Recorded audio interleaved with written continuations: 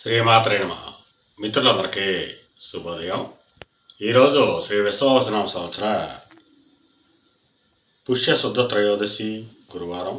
ఈరోజు రోహిణి నక్షత్రం. ఈరోజు జనవరి 1, 2026 తేదీ గురువారం. ఈరోజు దుర్ముహూర్తం ఉదయం 10:14 అయితే 10:58 వరకు ఉంది. మరలా తిరిగి దుర్ముహూర్తం మధ్యాహ్నం 2:38 అయితే 3:22 వరకు కూడా దుర్ముహూర్తం ఇవ్వడం జరిగింది. వజ్యం మధ్యాహ్నం 2:31 అయితే 3:59 వరకు కూడా వజ్యం అవ్వడం జరిగింది. ఈరోజు పంచాంగరీత్యా ఈ రకమైనటువంటి ఫలితాలు గోచరిస్తున్నాయి. అలాగే ఈరోజు నక్షత్రం అయినటువంటి రోహిణి నక్షత్రం ఎవరికి తారాబలం కుదురుతుందో మనం పరిశీలించినట్టయితే అశ్విని, కృత్తిక, మృగశిర, ఆరుద్ర, పుష్యమి, మఖ, ఉత్తర, చిత్త, స్వాతి, అనురాధ, మూల, ఉత్తరాషాఢ, ధనిష్ట, ఉత్తరాభాద్ర. ఈ నక్షత్రంలో జన్మించిన మన మిత్రులందరికీ కూడా ఈరోజు నక్షత్రం అయినటువంటి రోహిణి అనుకూలంగా ఉంటుంది. అందువలన ఇప్పుడు చెప్పుకున్నటువంటి నక్షత్ర జాతకులందరికీ ఈరోజు శుభకరంగా ఉండే అవకాశం ఉంది.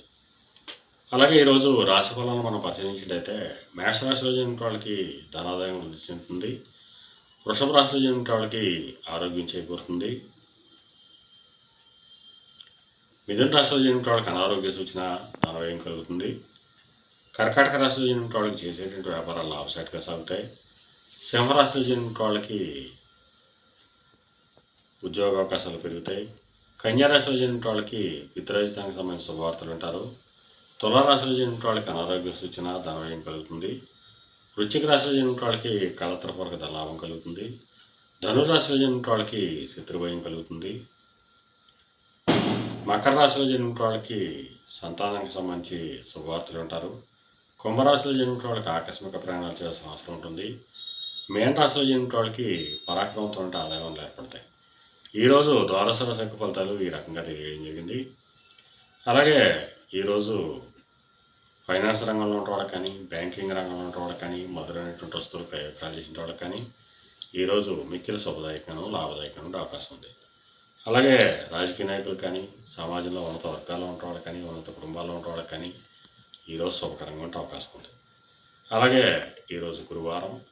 అందువల్ల ఆ పరమేశ్వరుణ్ణి శిరకరసంతో అభిషేకించినట్టయితే సర్వశుభాలు కలుగుతాయని చెప్పి శాస్త్రీత్యా తెలియడం జరుగుతుంది.